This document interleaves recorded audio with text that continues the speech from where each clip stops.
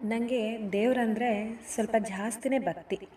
ಹಾಗಂತ ದೇವಸ್ಥಾನಕ್ಕೆ ಹೋಗಬೇಕಾದ್ರೆ ಯಾವ ಪೂಜೆ ಸಾಮಾನು ತೊಗೊಂಡೋಗಲ್ಲ, ಹಾಗೆ ಹುಂಡಿಗೆ ಯಾವ ಕಾಣಿಕೆನೂ ನಾನು ಹಾಕಲ್ಲ. ನಮಗೆ ದುಡ್ಡು ಬೇಕಂದರೆ ಆ ದೇವರೇ ಕೊಡೋದು. ಮತ್ತು ದೇವ್ರಿಗೆ ಯಾಕೆ ದುಡ್ಡು, ಯಾಕೆ ಹಾಕಬೇಕು ದೇವ್ರಿಗೆ ನಾವು ದುಡ್ಡು? ಮುಂಚೆ ನಾನು ಕೂಡ ದೇವಸ್ಥಾನಕ್ಕೆ ಪೂಜೆ ಸಾಮಾನು ತೊಗೊಂಡೋಗ್ತಾ ಇದ್ದೆ, ಹುಂಡಿಗೆ ದುಡ್ಡು ಹಾಕ್ತಾಯಿದ್ದೆ. ಬಟ್ ಇತ್ತೀಚೆಗೆ ಏನಾಗ್ಬಿಟ್ಟಿದೆ ಅಂತ ಅಂದರೆ, ನಾವು ತೊಗೊಂಡೋಗೋ ಪೂಜೆ ಸಾಮಾನು ದೇವ್ರಿಗೆ ಸಲ್ಲಲ್ಲ, ಹಾಕೋ ದುಡ್ಡು ಕೂಡ ಒಳ್ಳೆ ಕಾರ್ಯಕ್ಕೆ ಉಪಯೋಗ ಆಗುತ್ತೋ ಇಲ್ವೋ ನಮಗೆ ಗೊತ್ತಿಲ್ಲ. ಹುಂಡಿಗೆ ದುಡ್ಡು ಹಾಕೋದಕ್ಕಿಂತ ಆಚೆ ಕುತ್ಕೊಂಡು ಭಿಕ್ಷೆ ಬೇಡ್ತಿರ್ತಾರಲ್ಲ, ಆ ಭಿಕ್ಷುಕರಿಗೆ ಕೊಟ್ಟರೆ ಎಷ್ಟೋ ಪುಣ್ಯ ಬರುತ್ತೆ.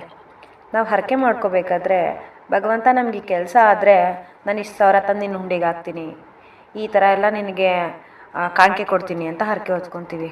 ಅಲ್ಲ, ಭಗವಂತ ಕೊಟ್ಟಿದ್ದನ್ನು ಭಗವಂತನಿಗೆ ಕೊಟ್ಟರೆ ಅವ್ನು ಏನು ಮಾಡ್ತಾನೆ, ಎಲ್ಲಿ ಅಂತ ದುಡ್ಡನ್ನ ಉಪಯೋಗಿಸ್ಕೊತಾನೆ?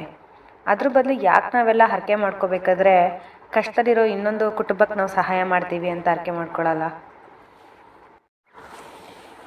ದೇವ್ರಿಗೆ ಮಾಡೋ ಸೇವೆಗಿಂತ ಇನ್ನೊಬ್ಬ ವ್ಯಕ್ತಿಗೆ ಮಾಡೋ ಸಹಾಯನೇ ಜಾಸ್ತಿ ಪ್ರತಿಫಲ ಕೊಡುತ್ತೆ ನಮಗೆ. ಭಗವಂತ ಕೊಟ್ಟು ನೋಡ್ತಾನೆ, ಕಿತ್ಕೊಂಡು ನೋಡ್ತಾನೆ. ಕೊಟ್ಟಾಗ ಜಾಸ್ತಿ ಅಹಂಕಾರ ಪಡೋಕ್ಕೋಗ್ಬಾರ್ದು, ಹಾಗೆ ಕಿತ್ಕೊಂಡಾಗ ತುಂಬ ನಿರಾಶೆನೂ ಆಗಬಾರ್ದು. ಲೈಫ್ ಹೆಂಗೆ ಬರುತ್ತೋ ಹಂಗೆ ಅಕ್ಸೆಪ್ಟ್ ಮಾಡೋದನ್ನ ಕಲ್ತ್ಕೊಂಡು ಜೀವನ ಮಾಡ್ತಾ ಹೋಗಬೇಕು. ಇಂಥ ಮತ್ತಷ್ಟು ವಿಡಿಯೋಗಳಿಗಾಗಿ ನಮ್ಮ ಯೂಟ್ಯೂಬ್ ಚಾನಲ್ನ ಲೈಕ್ ಮಾಡಿ, ಸಬ್ಸ್ಕ್ರೈಬ್ ಮಾಡಿ.